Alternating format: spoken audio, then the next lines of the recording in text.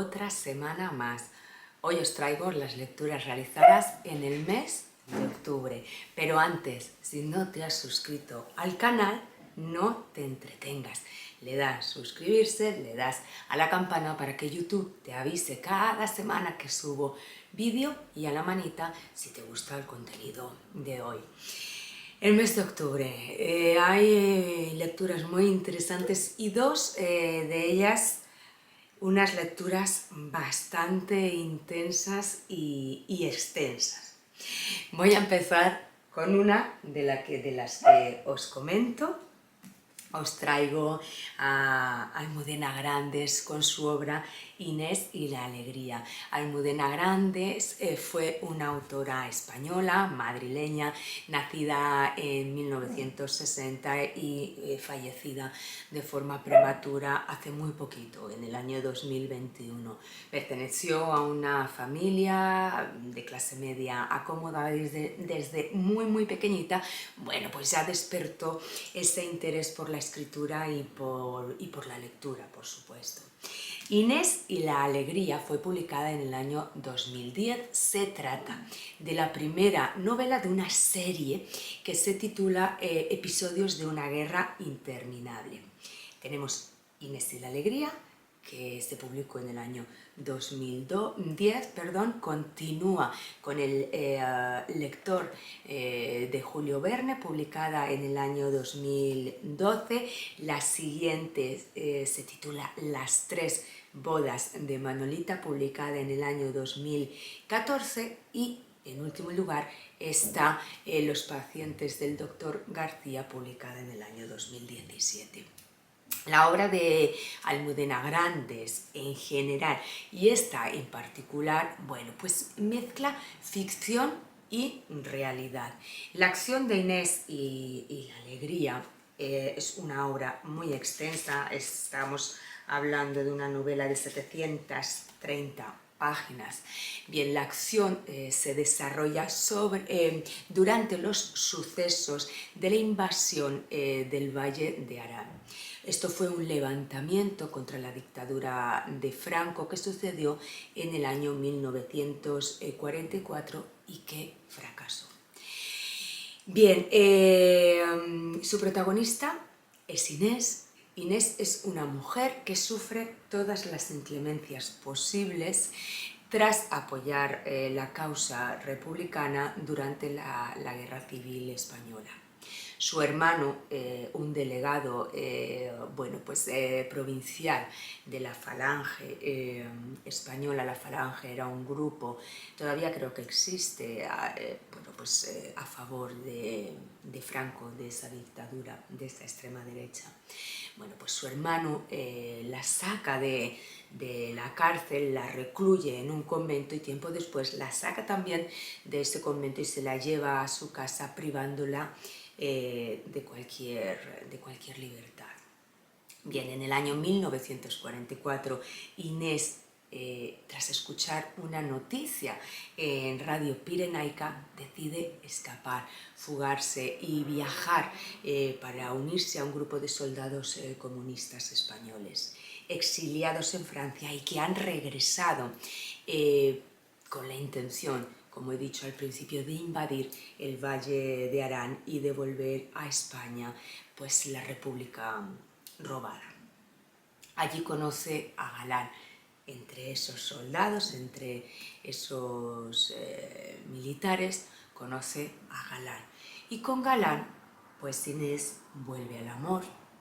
Con Galán, Inés vuelve a la pasión, a la alegría perdida y a un mundo laberíntico de sucesos y emociones que se nos van ofreciendo con sumo detalle. En las novelas de Almudena Grandes dicen los que han estudiado su vida y su obra que literatura caminan juntas, hermanadas de la mano. La memoria, en este caso de España, de su país, pues es el germen de la ficción de su obra. Dicen también que su estilo procede del realismo clásico español, de las obras leídas de forma voraz de Benito Pérez Galdós, y muy influenciada, además de por la obra de Benito Pérez Galdós, por la obra de Ana María Matute. En fin, es una prosa cargada de poesía. Esto me ha llamado muchísimo la atención y me ha hecho disfrutar, me ha hecho, bueno, pues perderme en ese éxtasis, dejarme arrastrar por esas frases hermosas, por esas frases bellísimas, elaboradísimas, muy poéticas. Existen párrafos de una belleza sorprendente. Pero claro, por encontrar alguna pega, y yo que estoy tan crítica en este tiempo, en estos meses, con el formato de las obras, encuentro que esta novela es excesivamente larga.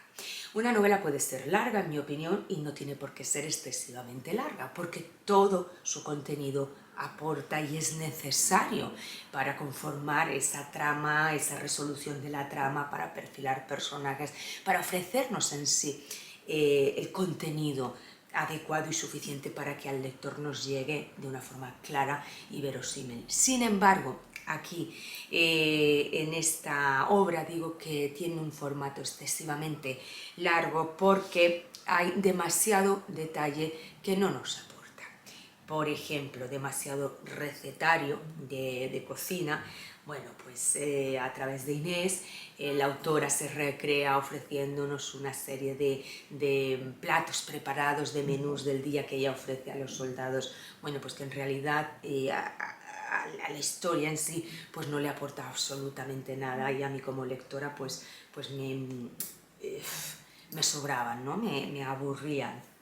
Y bueno, es todo muy bonito, está muy bien escrito, pero considero que es un gasto de energía y de tiempo innecesario, y por aquí pues es la pega que yo le sacaría a la novela de Almudena Grandes, Inés y la alegría.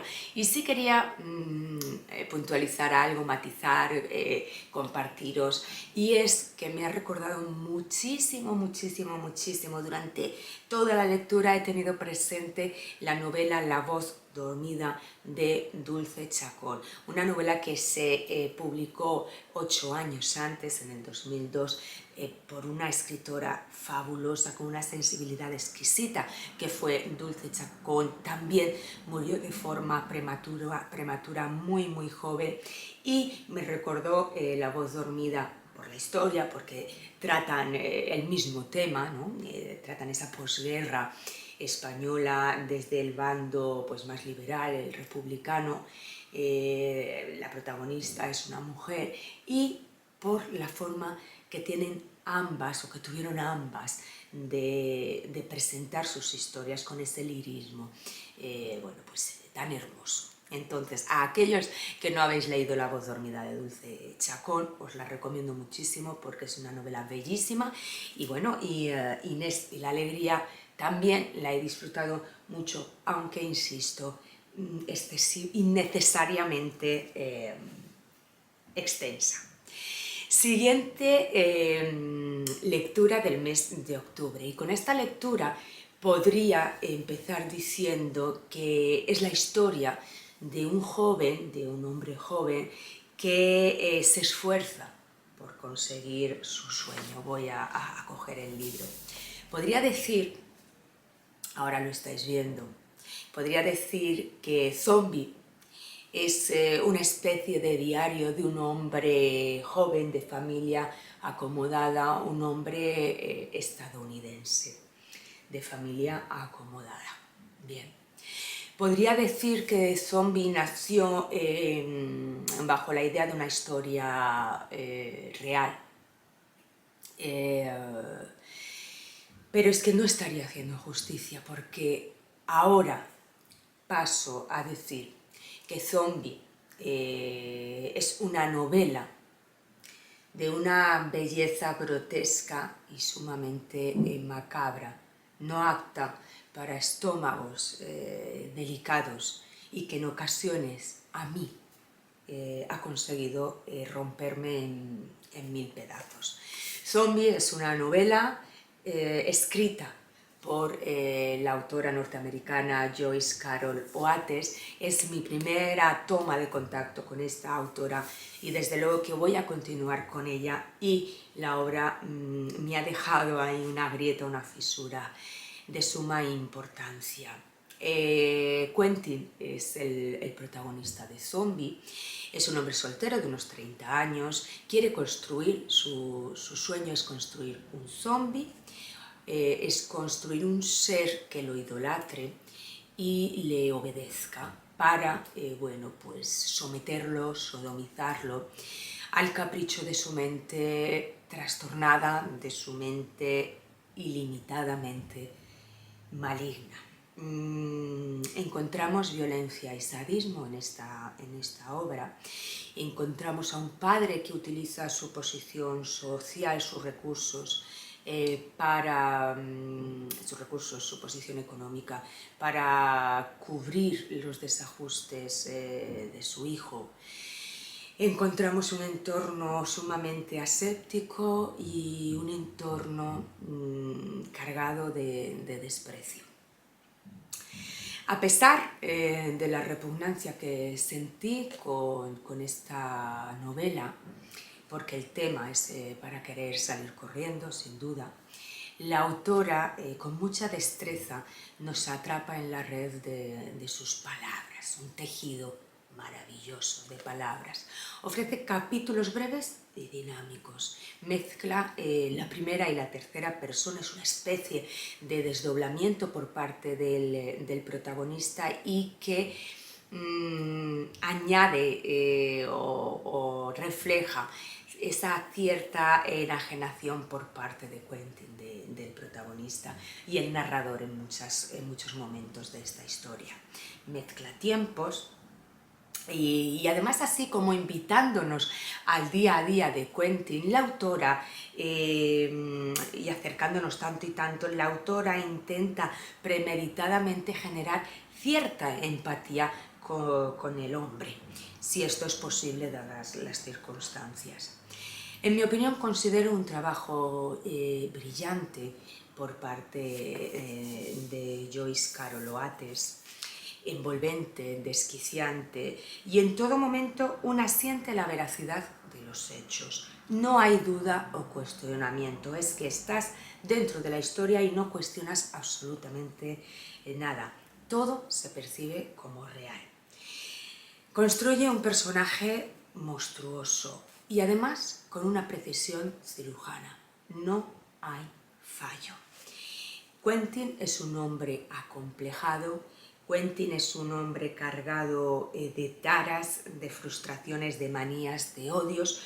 Es un asesino, con todas sus letras, en la amplitud de su término, cobijado oculto bajo la máscara de un hombre tímido y de un hombre contenido. Es un personaje perfecto, un entorno perfecto y un asiente, un miedo inenarrable que se me coló por todos los rincones, por todos los sitios, por todos los poros de mi persona. Desde luego, aficionados del género de terror, no se pierdan Zombie, no se pierdan a Joyce Carol Oates, porque merece la pena. Y yo voy a seguir, porque ya mi amigo y compañero queridísimo José, de Libros en el Fin del Mundo, me ha aconsejado, Katy de Remanso de Lectura también, y por supuesto voy a seguir con esta autora porque me ha sorprendido. En ningún momento hay morbosidad, en ningún momento hay una intención insana por parte de esta autora que focaliza, que rescata sucesos reales que han acontecido, en este caso en Estados Unidos, y lo traslada a modo de diario, a modo de narración, a modo de historia, con una destreza admirable. Así que esta ha sido mi segunda lectura del mes de octubre. Siguiente lectura, voy a ir con Bueno, ya hablé un poquito de Los detectives salvajes, de Roberto Bolaño. Esta novela se publicó en el año 1998. Los protagonistas son Arturo Belano y Ulises Lima, los supuestos detectives salvajes. Esta novela la leímos en el entorno de lectura conjunta, promovida por Juan Carlos del canal TOC Libros. Bueno, pues los detectives salvajes pues intentan dilucidar ellos la desaparición de una misteriosa desaparición de una poeta, Cesárea Tinajero, pues que ocurre tras la Revolución. Y pues esta historia recoge testimonios en un amplio espacio de tiempo desde 1976 hasta 1996. Es una larga lectura donde el autor nos lleva por múltiples lugares del mundo. Pasamos por México, por España, por Israel, por Italia, por Francia, por Estados Unidos, por África, en fin, hacemos un recorrido por numerosos países y bueno, pues esto también es gustoso, ¿no? Ese viaje que nos regala el autor de Los detectives salvajes. Bueno, es una narración, a mí me pareció maravillosa porque hay un sinfín de voces a lo largo de toda la narración. Unas voces se van dando turno a otras voces, se van mezclando los tiempos, pero a pesar de la dificultad que esto entraña, todas las voces poseen originalidad y verosimilitud, algo dificilísimo cuando el desafío es mayúsculo. Y todas las voces tienen un cierto protagonismo. Al final, esta historia, lo que persiguen los detectives salvajes, si yo lo llegué a comprender o si el autor se expresa o la intención del autor es que el lector lo comprenda, es buscar a esta poeta desaparecida y pues renovar la poesía latinoamericana, apartar pues la que predomina en ese momento, pues que es una poesía que encabeza Octavio Paz y muchos otros que lo secundan. Eso quieren hacerlo desaparecer y lo que quieren es una renovación violenta, una renovación ya. Pero al final es todo como una metáfora inabarcable, inasible. Es algo tan abstracto. Al final, la sensación con la que una se queda es que en esta historia absolutamente todo es una excusa. Al final en esta historia todo está fragmentado, inacabado, evaporado, seguramente todo está perdido.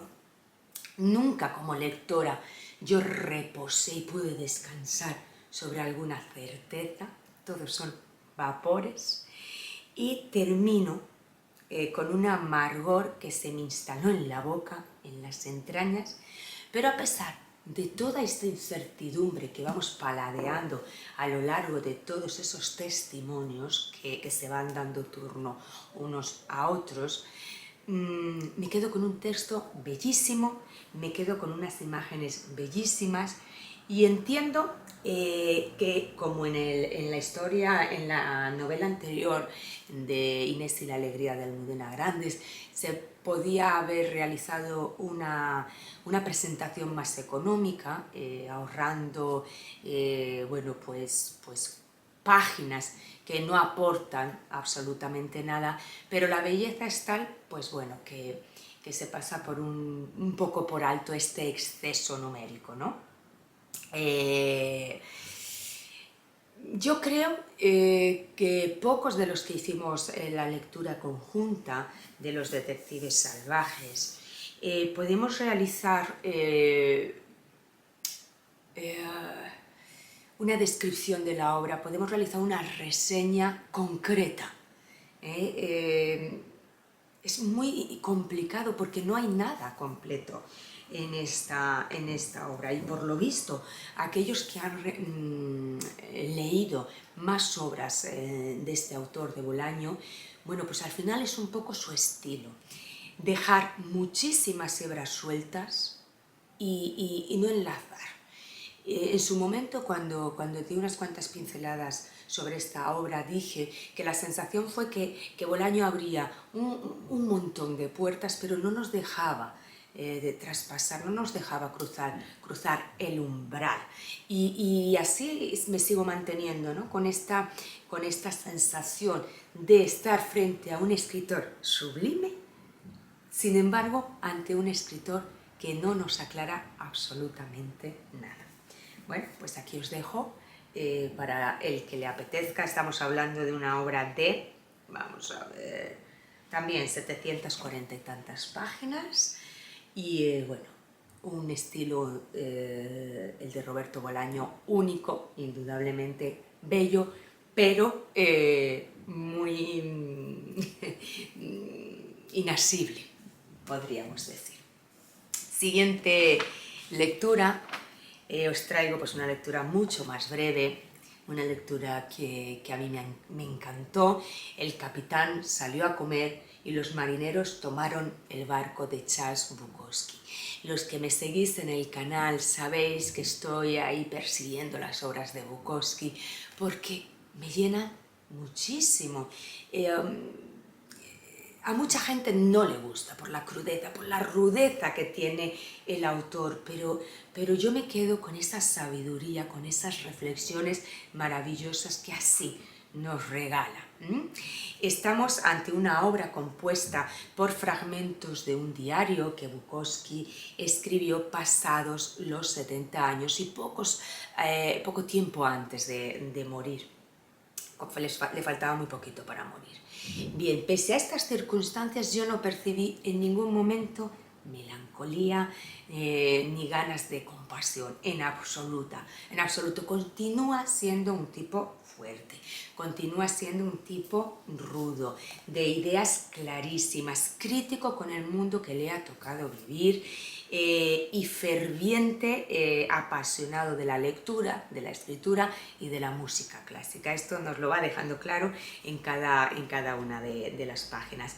Ahora es dueño, Bukowski, de una existencia acomodada, de una relación de pareja estable y de un ordenador que le ha revolucionado muy positivamente, bueno, pues la capacidad y la velocidad creativa. Pero lo bueno de esta obra, como digo, son cada una de las reflexiones de ese viejo sabio, venido de todo, exigente y, como digo, muy, muy crítico. Es que es agudo, no, agudísimo. Desde consideraciones muy cotidianas como cortarse las uñas de los pies, como atarse los cordones de unas zapatillas, bueno, pues hasta profundas meditaciones sobre el mundo y sus gentes. No se le pasa nada por alto a este hombre. El Bukowski que aparece en este diario es un hombre más relajado, ya muy distante, muy lejano de ese hombre problemático, que buscaba la pelea, la bronca, que andaba de antro en antro. No, ese Bukowski ya ha quedado lejos. Ese Bukowski que regentó durante tantas décadas ya no está, y él mismo sonríe al contemplar la diferencia. Es enternecedor, es inspirador, y es una obra muy breve, de 160 y pocas páginas, con una buena letra, y además tiene unas ilustraciones muy chulas. A ver, el ilustrador, lo ponía por aquí, ilustración Robert Crumb, y bueno, son unas ilustraciones muy divertidas. Mirad, no sé si se apreciará, hay muchas ilustraciones, bueno, pues que una pues se entretiene también ahí contemplando los detalles de los dibujos.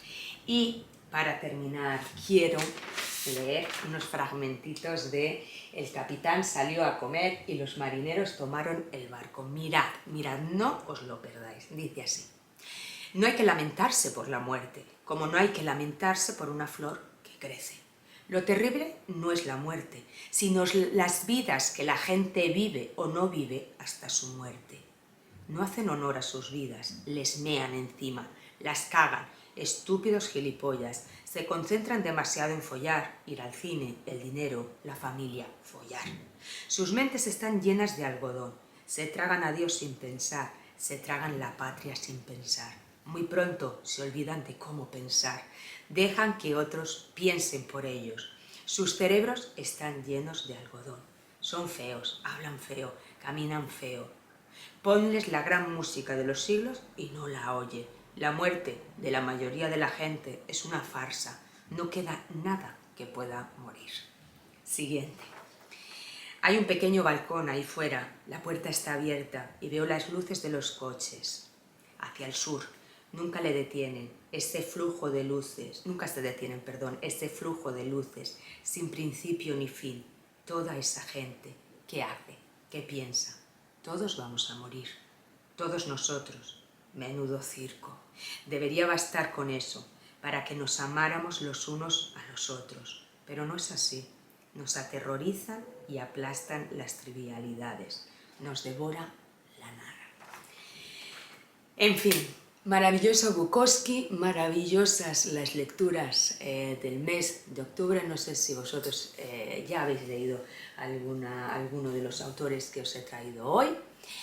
Si os apetece comentarme alguna cosita, alguna recomendación, como siempre yo, encantada y agradecida de todas vuestras palabras, de todos vuestros comentarios y de que me acompañéis todas las semanas.